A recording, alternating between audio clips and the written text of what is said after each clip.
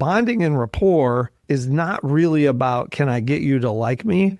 Is, can I make the experience of having a conversation with me effortless? Can I remove the friction from our conversation? Can I make it, to your point, flow easily or not? How easy was I to talk to is the nature of bonding rapport. I'm Tiffany Souter, entrepreneur, wife, mom to 4 girls, and a woman figuring it out just like you. Come on, let's go build your life of and.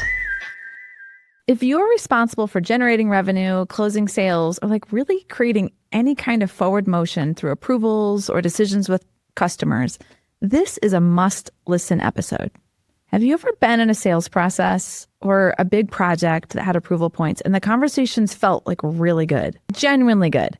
You felt heard, they seemed engaged, and you left thinking, this is totally moving. And then they ghosted you. Or it got awkward. And now you're sitting there thinking, like, how do I follow up? How many times? Am I being annoying? Did I read that whole thing wrong? Yeah, I've been there in this exact place more times than I would like to admit. And so this is what we're going to dig into today. I brought back Brian Kavicky from Lushin back to the show today because this is his world. And for over 20 years, Brian has been coaching executives, entrepreneurs, and sales teams on exactly these kinds of questions and problems. How do we make sure we're not just having good conversations and making friends, but we're having real connections that are creating real value? Brian, this is what we're going to dig into today. Ready. All right. So I have lots of different businesses with Life of And. I am responsible for generating the revenue with the 2 businesses that I own. I'm working closely with presidents, CEOs who have ultimate responsibility for the P&L. And it's like sales velocity gives you a chance to keep testing and trying and getting better. And when sales velocity goes away, you're like at a standstill and you don't have that sort of fault, like what I'm like picturing water running. Like you don't have the flow through to actually be able to keep getting better because you're paralyzed by this problem of revenue. So I want us to talk about, I've had some conversations recently. I've seen some of this in my own habits, old sort of bad habits die hard coming into my world of generating revenue for Life of And being like, dang, I can get caught up in being in the conversation being good and maybe the conversation not being as productive as it needs to be. So what's happening? How do we unpack this? How do we help people listening with this? So there's 2 things you said. One is you said, I have been in those situations where I walked away from a conversation saying, that was a great conversation. The other thing you said is that a lot of these are facilitations of decisions. So are these decisions being made or these points landing, all of those things. Those 2 things they should be synonymous. In other words, I should be judging the success or the failure of the conversation based on decisions being made. But where people say, I feel good, it means they've shifted to judging the conversation based on how they feel about the conversation. So that could be, I was funny. They were very engaged. They asked good questions. They liked my answers. Those are all things of, was your presentation good? It might have been good. It was your bonding and rapport good? Yeah, it was great. But that doesn't mean that you advanced the conversation or that you got any further, because the barometer of success of whether something is productive or not was a decision made. It doesn't matter if it was a decision in your favor or not, it was a decision made. So can we separate this maybe into 2, I'm going to say like sort of macro sections. One is bonding and rapport, which is this quote that all things being equal, people buy from people they like. All things not being equal, people buy from people they like. Do you think that's true or do you think that's baloney? There's a third one, is that people buy from people. Of course, there's a third one. well, there's a series. You gave the first 2. The third is, all things being equal, people buy from people who are like them. Okay. So if my goal is I want them to like me, so like is not great. Like if I said, name all the people in your life that you just like, that is a very hard list to come up with. Like love and hate, much easier, but like as a goal is not good. And when people are in pursuit of like, they're really in pursuit of, I don't want to upset, I don't want to rock the boat, I don't want to push, like all of those things. It's protecting that they don't hate me versus I'm actually trying to get liked. So bonding and rapport is not really about, can I get you to like me? is, can I make the experience of having a conversation with me effortless? Can I remove the friction from our conversation? Can I make it, to your point, flow easily or not? Because bonding means to stick. Rapport actually is the French word for to move together or flow together. So if I can make the conversation stick and I can move with them, that's removal of friction. That should be how I know whether I did good. Was the conversation easy? Did the other person feel effortless? Were they open and honest with me? Were they sharing things? If I disagreed, did they listen to me or were they defensive? Like, how easy was I to talk to is the nature of bonding rapport. So is bonding rapport a skill that can be learned? Because Yes. when I first stumbled upon you, my 20-something-year-old self, I was like, I have charisma and I'm generally likable. That was sort of my raw ingredients of energy and confidence. So that is not bonding rapport as you're talking about it, like charisma and being likable. That's just a personality trait. Right. Bonding rapport is a skill. Bonding and rapport is really the first step of how do I make this conversation and environment about what they need, not what I need. So your charisma is going to upset somebody. They're going to say, oh, Tiffany, she's a lot. But knowing, oh, if I'm with that kind of person who's going to react to my natural charisma, I got to dial it back in this conversation. So the skill is I have to be aware when I'm talking to someone that I might rub the wrong way.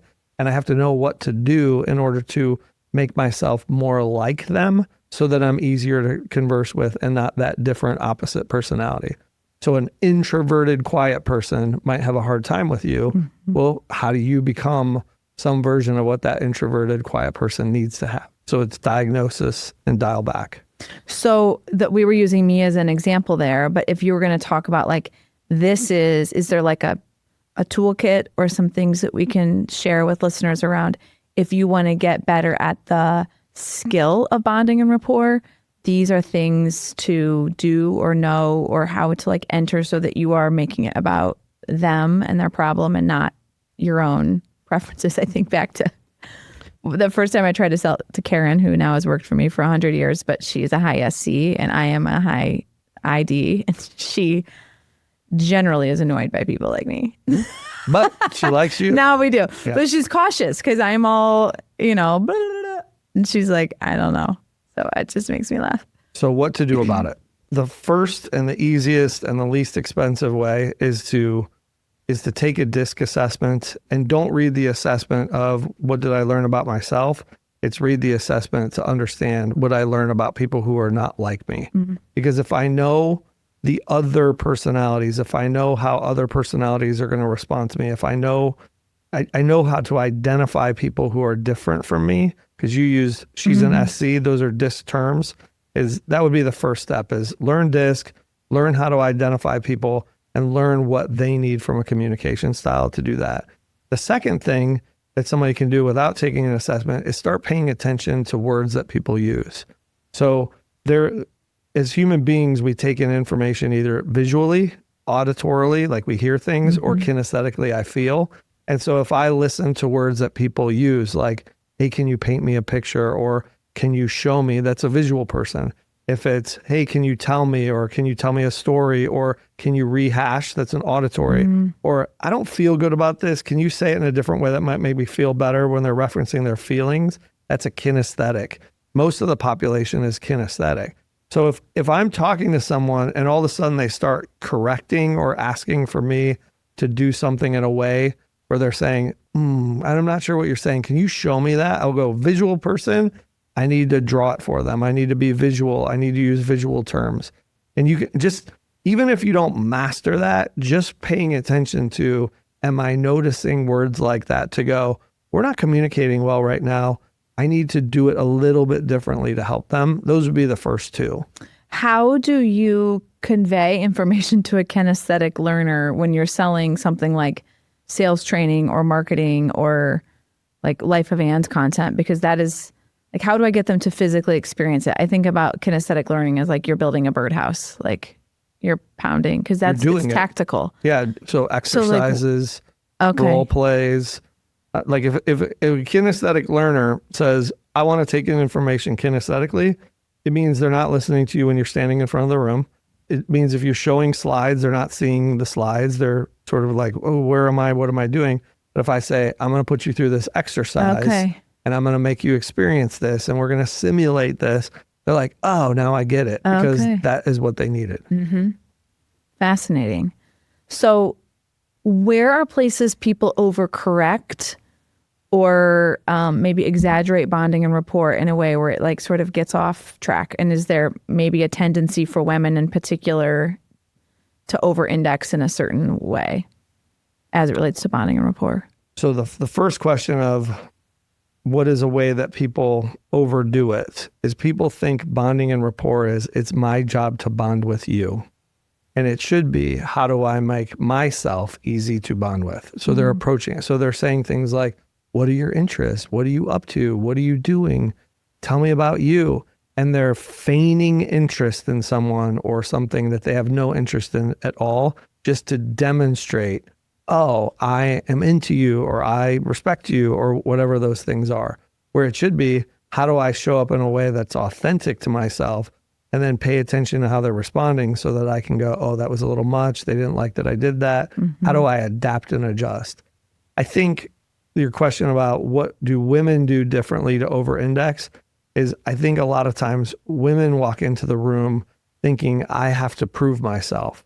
So I have to demonstrate that I have control. I have to demonstrate that I know what I'm talking about. I have to demonstrate that I'm engaged in the conversation, or that I say, like, they're worried about the impression that they're making instead of letting things come to them and saying, oh, this is my moment now, or this is when I say something, or this is how I'm going to respond. In other words, slow it down. Otherwise, it's too forceful and it looks insecure.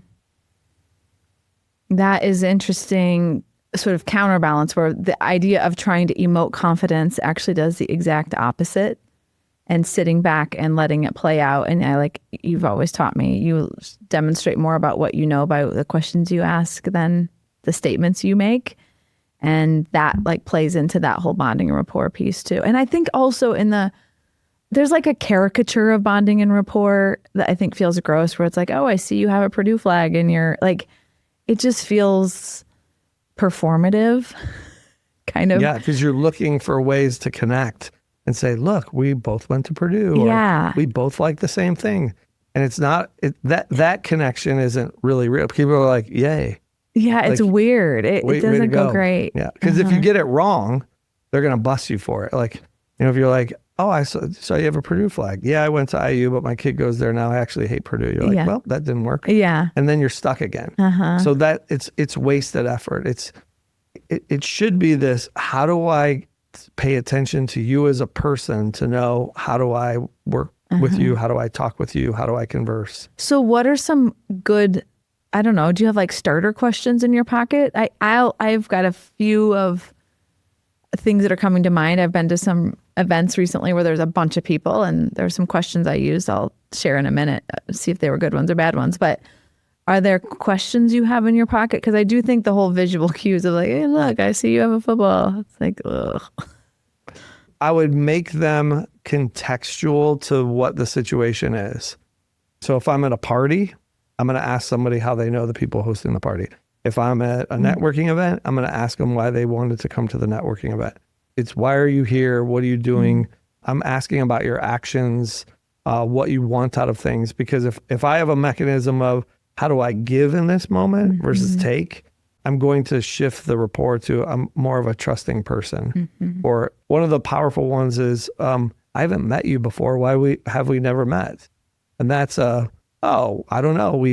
I do this, blah, blah, blah. They sort of open in that. I don't know why we've never met. I don't know who you are either. And now it's this two people trying to figure out who the other person is.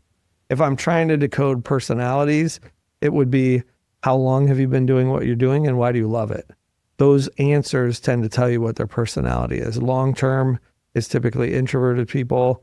If they've been doing it a long time, because introverted people don't love change, so they tend to stick with something. And then why do you love it? Whatever they say, they love it, will tell you what their personality is. Because people typically will admit to things that are relative to their personality. Because they see them as strengths. Yes. Yeah, we all do, for sure. What were your questions you would ask? I was asking questions like, what are you working on that's hard right now? Yep. I like to ask questions like, like at year end, it's like, what surprised you about 2025? Like, I want to get the outlier stuff because that gives me some interest in like where there's, I don't know, just like movement. And oftentimes when there's questions they haven't already rehearsed the answer to, it's like that bonding and rapport happens more quickly because they feel a genuine like, oh, that was a good question. Yeah. And I feel like it gives me some credibility because it's kind of, I think I attribute that as one of my superpowers, like asking good questions. And so I try to have, those it's are good, that self-fulfilling those are good conversation but starters. yeah, like what's surprising. And oftentimes a good conversation will put it back on you and it gives you a chance, like you were saying, where it's a self-discovery because they also don't know that answer about me. Yeah. Yeah, I think it makes it generally more interesting to meet people too when you get really authentic about the bonding and rapport. My younger self definitely played the like, oh, I see you go to Purdue, or I saw on LinkedIn, we both know this person. And it's like, it really is not authentic. You don't learn anything real about that person. And so it's easily forgettable because for me, I don't have these really vivid stories of like where they came from, where they're going, and why it matters to them. And when you can get good at that, you do start to have these vivid stories of people and you don't forget them. It does become really specific and unique and interesting authentically. And then you can think of ways to help. And right. Yeah. Mm-hmm.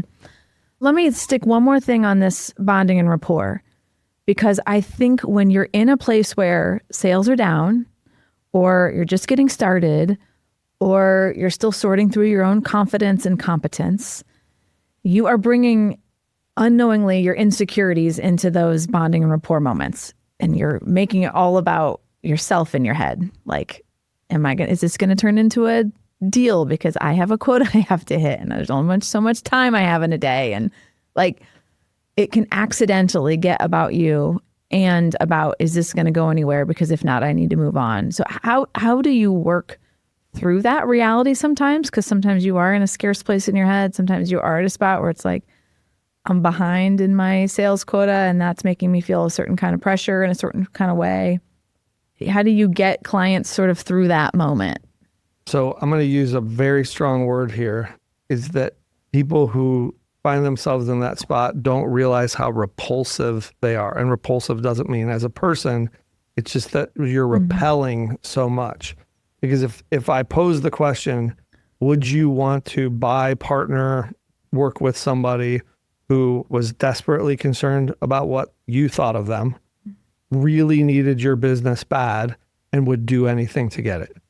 You don't have a lot of confidence in that person. So one is understanding I cannot be that person because they're just by me worrying about myself in this moment, they are going to definitely not have confidence in me. So the question that you ask yourself is, what would I do if I didn't care? What would I do if I didn't care if they liked me? What would I do if they didn't care if they like they just were neutral? What would I do if they didn't care if they chose me or not? What would I do if I didn't care if I messed this presentation? Those things that you would do if you didn't care are almost always the right things to do in that scenario. So you have to decide, I'm going to lie to myself and tell myself, I can't care right now. And because I don't care, I'm going to do these things and then just go execute. But you have to talk yourself into that by asking the question, what would I do if I didn't care? And you'll find that those things are all natural things you would have done anyway. So true. I like movie scripts running through my head of when I was just like, I'm just going to launch this. What are we going to do? Fire me? And I was like, I was so good when I had that attitude. Like, what are you going to do? And it's like, yeah, they might fire you. But I think it gets you clear because you're not hedging and you're not like diluting down your perspective and your expertise and knowledge when you just like go in and kind of launch it. But those things that you launched, you did not do for yourself, you did for them. Yeah. And so the thing that holds you back is this worry and thinking of myself, which interferes with the conversation. Yes. For me personally, that has been a huge journey because I'm a high I on DISC, which is influencer, which has a lot of interesting things about it. But other people's need for approval can become my master if I am not discerning about that. And I think that personality can look like a good salesperson because you are out and talking to people and fall into this trap where you know about a lot of things, but you're not adding that much value because it's all about being like, oh, I got their number and they think I'm smart and that was funny and the room loved me. But you didn't add any value. You didn't sharpen your own perspective. It was just sort of this like social fest. So, okay, so that's the bonding and rapport part of how do we have great conversations that add value and not just add activity to our lives. Now it's actually the aspects of the actual conversation. Like, what are the mechanics inside of that? How do we think about, you said earlier, it's not about how you feel about it, it's about whether or not a decision was made. So let's sit in on that, maybe dissect it a little bit, and then talk about some practices and tools. I want to take a quick moment to thank my partners at Share Your Genius. For the past 4 years, they have been an incredible part of my journey behind the microphone. Share Your Genius is a content and podcast production agency that helps leaders and brands bring their message to life. So whether you're trying to find your voice, develop a content strategy, or get your leader behind a microphone, they're going to help you make it simple, strategic, and impactful. So if you think of all the wasted time conversations you had, so that would be meetings you went to where nothing was accomplished, conversations where you went, well, that was dumb. It was those conversations all had a missing piece, as that decisions were not made. So the first decision you have to make is, I am going to be really, really good at facilitating decisions. The way to facilitate decisions is to lay the decision on the table or to lay the order of decisions. So there is a natural progression of decisions. And where people make a mistake is, if I walk into a conversation and I say, well, what I really want them to decide is if they want to hire me. Well, that's not the first decision. The first decision is, are you easy to talk to? The second decision is, do you have the capabilities for the job? The third decision is, do you fit our culture? The next decision is, will you work for the offer that we have? And the next decision is, okay, we can extend an offer. But if I walk somebody through an interviewing process, if I was an employee of, let's figure out first if I'm capable of doing the job, and that interviewer is like, you're capable of doing the job, then the next one would be culture, blah, blah, blah. It becomes easier and faster to make those decisions. So if I'm in a situation where I'm trying to influence decision-making with somebody else, I want to lay out the order of decisions and saying, here's the first decision we have to make. This is the decision we have to make. And that we can't be focused on which way the decision is. So a decision, like a yes or a no, is a decision. If I'm worried about getting a yes, that's going to mess up the decision-making process, because I'm going to be pushing for one side or the other. But it's just lay it out there. It's like, what do you want to do? Well, that becomes that's a skill to break down the decision, because it's like, really, I'm thinking about the sales aspect of it. It's like, do you want to buy from me is like the predominant thing that's radiating from your eyeballs. But it is first saying, like, does the key stakeholder agree that there's a pain inside of the organization that we can help with? That's number one. The second is, will the key stakeholder advocate for this internally in the culture? That's decision number two. Decision number three is, will the people who have to make a decision around this make the time for the conversation to understand? But it's a skill to learn how to break that down, because I think when you're just getting into this, it does feel very binary. Like, are we going to work together or are we not? There's a bunch of little sub decisions. So how can we get better at that? I think you start with the big decisions. So if you say, this is the decision that is the end, work your way backwards. So start with the end in mind, work your way backwards, and say, these are the decisions that have to be made before that. You're not going to have all of them. Like, your little one in there is, will they take the time to have the conversation? You might not do that the first time you back into the decisions, but you'll get close to what the big decisions are. And then once you have them, you just lay them out to somebody and say, I think this is the first decision that we need to make. Do you agree? And they're like, yeah, let's make that decision first, have the conversation and decide. And then here's the next decision we need to make. As long as you're facilitating one at a time, it doesn't have to be perfect. You just have to get the big nugget ones correct. So that is in the conversation. The skill is, how do you decide you facilitate decision making, and then also lay out the steps. How do you get maybe a personality or a culture that is like, we'll get back to you, we don't make decisions in the room, thank you for your presentation, like that kind of, I don't know, it feels like they're kind of like, if you're not watching this online, I'm like, it like kind of like Okay, thank you, honey. Right. We call it positive lie. Kind of like shushing you out of the room a little bit in a way that feels kind. Good. Yeah. You'll leave feeling good, especially if they say things like, this was great. We love this conversation. You're going to have that feel good about Adrenaline rush. So it turns out that all of those responses are responses to pressure. It's when you pressure somebody into a decision. So the analogy I use for this is the first date. If you went on a first date with somebody and they said, hey, let's just decide if we go on another date again, that's easier than not saying that in the beginning and saying at the end, so do you want to go on another date? And that's where the person's like, whoa, that's a lot. But if I knew this is what I'm doing, this is what I'm figuring out, it's easy. If I change that and say, on this first date, this is the date that we decide if we're getting married or not, a person who's unwilling to make that decision will actually say, I can't do that, or I'm unwilling to do that. And then we just have to change it to what decision you're being made.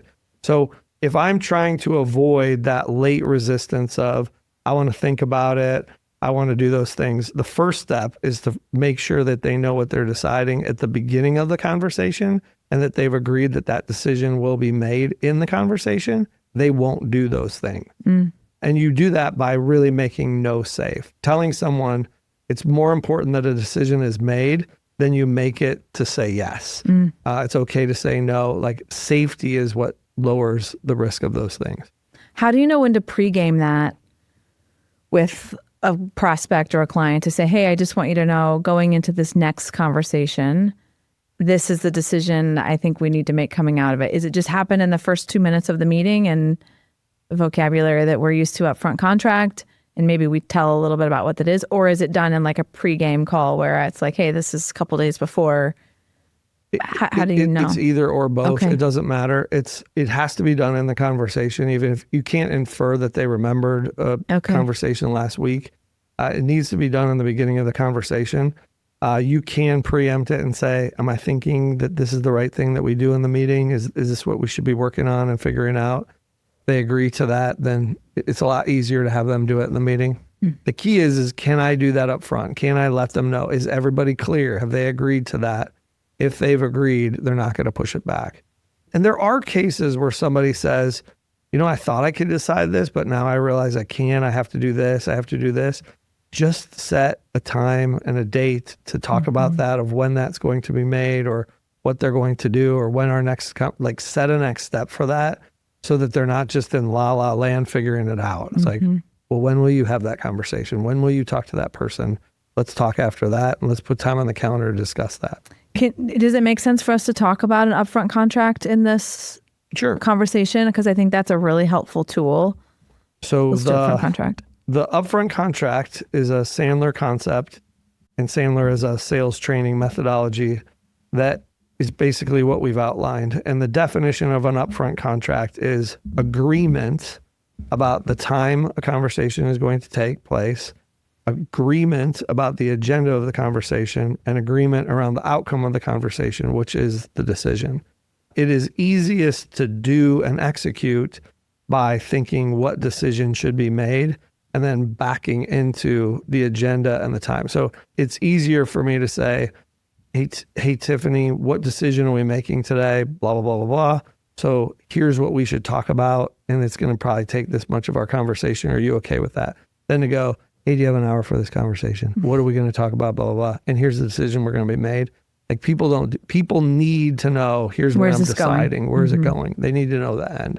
So that is the terminology for that. If somebody wants to look that up, and you could technically chat GPT it and say, teach me about upfront contracts, and using those and get yourself about 50% there. But that is a way that they can learn about that. I find too, those upfront contracts hold me accountable for the thing I intend to do, because I'm also easily distracted and curious. So if I'm not clear about where I need to get this conversation to be at the end, I can take detours that feel interesting, but they are not really in service to what we need to solve today. And sometimes you need to use some judgment along the way, but that upfront contract also just like respectful of everybody's time. It's like that's help me understand how that fits to where we're going. that's something we need to talk about offline, whatever. So, Well, there was another thing it solved for you is that you're an intuitive person. So you would spot opportunity and go, oh, this can be so much more. I could have them decide this right now. And it actually slowed you down to the things that they needed to think through and decide first, even though you saw, oh, I could do so much more here. Because that would have complicated the situation. I think as a high I on disc, some buyers like just really want to feel pursued and like important and like, you know, sort of this moment of like, Brian, like it would be my life's, you know, desire to do work for you, and like your brand is amazing, and like I'm thinking about my marketing world, like some are like, okay, yeah, the shower of praise is meaningful. So if I think about how does that fit in sort of this world of a conversation is about getting a decision made inside of this world of bonding rapport, and maybe you're looking at me like nobody really cares about that, Tiffany, but I think there's energy to that sometimes is maybe relevant, maybe not. Well, it's not your personality. That's the point. You just said that as if it was true for everybody because it's true for you. You would love that. Oh, my word. Come on. You would love that. That feels so gross to hear out loud. But you would love that if somebody's like, Tiffany, you're amazing. You are great. You are all these things, where somebody else would be like, stop showering me with praise. Like, you this would is be so cheesy. suspicious. Yeah, so that is the trap that you come into, is you think because I think this way, everybody thinks this way. Well, some other people do too. Yes, a lot of people think that way, but it's not everyone. So the question is not, what do I do to do that in the world of today? It's how do I know the difference of somebody that needs that and somebody that doesn't, to do it when appropriate and don't do it when it's not. So that's the question I meant to ask. Yes. What is that answer? It's to understand their personality. Like so you said correctly, my high I means social acceptance is important to me. Social acceptance comes from praise and me telling you you're socially accepted. A different personality would be somebody that says, I want to know that I'm important and that you respect me and all those things. And so saying to somebody else is like, hey, I greatly respect your thoughts. What do you want? What do you want to do? That would work with a high D personality. A high C needs detail. A high S needs to know that it's not going to affect them negatively and that the change won't hurt. So it's, where am I taking the conversation based on what that other person needs? Wild. Okay, so if someone is sitting in a sales process right now with a prospect or in a big project that they're trying to get some movement on, what is something they can do today, this week, from this conversation to like practically move it forward? It's to ask the prospect or the person that is appearing to be stuck what decision they're stuck on, and to get that named and defined so that you can help frame how to work through that decision. Even somebody that's ghosting you right now, it's, hey, I know we haven't talked. My gut is you're stuck on a decision. What decision is that? Because if I haven't been able to facilitate those decisions, that they're still making decisions. I just want to know where they're at to go, okay, maybe it would be helpful if we had another conversation to help you with this or do this. It's get that decision named to get it restarted, and then think, what is the next decision that comes after that? And then the next, sort of do that exercise you described a while ago. Is it possible for us to create urgency in the way that we're facilitating a sales process, or is urgency